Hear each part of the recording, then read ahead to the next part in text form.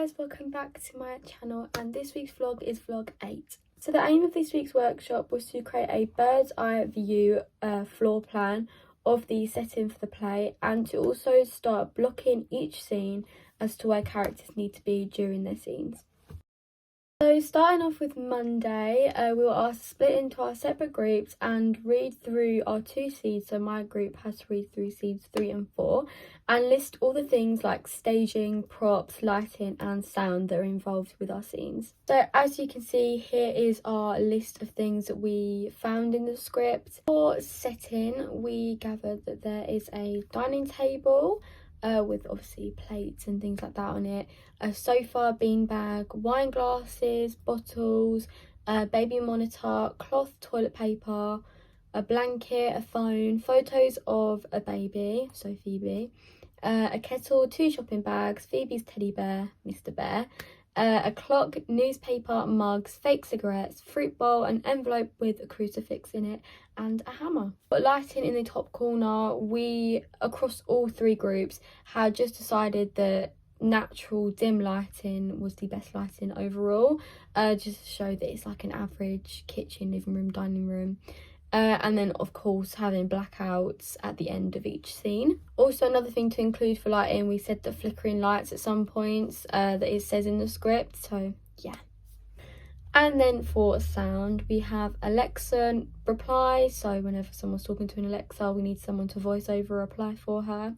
We need toilet flushing, baby whimpering / crying, fox noises when they're thumping noises on a door, thunder and lightning, hammer noises, and Lauren vomiting.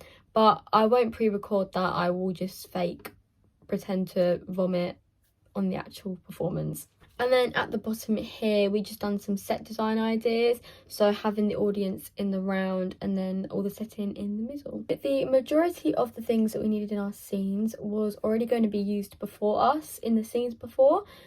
So our group was just responsible for the things that hadn't already been used in scenes 1 and 2, just to bring in for the performance. Once we had finished making our list, Becky had called all the groups over to take a look at our lists and created a separate single list of all the things that we need to get, and left out all the things like the beanbag, which we already have. After that list was created, we decided to map out where we wanted the kitchen, dining room and living room to be, and as you can see here, this is what the floor plan looked like.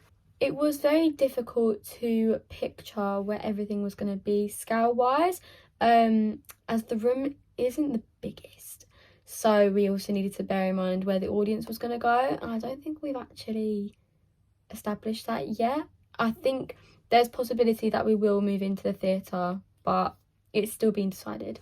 Eventually we managed to agree on how the set was going to look like, as in floor plan wise, and that was the final result. So at the top here we have the patio doors, and then just below it in a little L shape is going to be the kitchen, and then we're going to have a little island in front of this like long bit here, and then right in the middle we're going to have the dining table, as it just brings it all together, and then obviously the sofa, beanbag, coffee table right on the other end with the toilet in the corner, and then up above that we're having the stairs and also the front door. Moving on to Tuesday, this was the beginning of the long and boring blocking, but it is something that needs to be done to ensure that everyone knows where they're meant to be at every point during the performance. The first 10 or 15 minutes was dedicated to setting up a rough setting of the stage, so we just used tables and chairs to map out the kitchen, dining table, the sofa, and yeah, all those sorts of things, just so then people could adjust to actually moving around the place. For this session, we only focused on scenes 1 and a little bit of 2, so we didn't really know what to do with ourselves, except from just making notes on stage directions. But I do feel like I should have been doing at least something, like learning my lines, other than just sitting down and making small notes. But to wrap up the week with Wednesday's session, we carried on from Tuesdays of blocking out the scenes, and again we set up the staging. After the set was all ready to go, we done a quick recap of what we done on Tuesday and carried on to finish scene 2. Unfortunately, my group only got the last 15 minutes-ish to do our scene 3, but it's okay because at least we got to make some notes. But yeah, that pretty much wraps things up for this week. It was pretty simple, but it's nice to see everything just get on its feet and come to life. And I can't wait to move on to my group scenes, because it's going to be very fun to block all of that out and then just start properly rehearsing. Thank you so much for watching, and I'll see you in next week's video. Hopefully there's a bit more involvement for the other groups. Bye!